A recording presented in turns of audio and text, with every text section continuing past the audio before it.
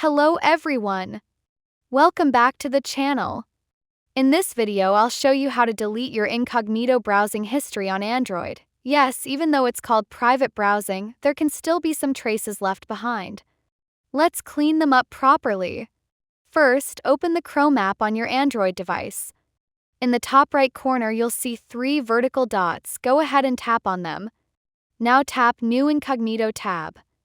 In the address bar at the top type Chrome//net internals and press the search button. This will open Chrome's internal settings page. Once you're on the page, look for the option called DNS and tap on it. Here you'll see a button labeled Clear Host Cache. Just tap that once. What this does is clear your DNS cache, which may still hold traces of websites you visited, even in incognito mode. While Chrome doesn't save your browsing history in incognito, your DNS cache can sometimes keep temporary records. Clearing it ensures your privacy is fully protected. And that's it.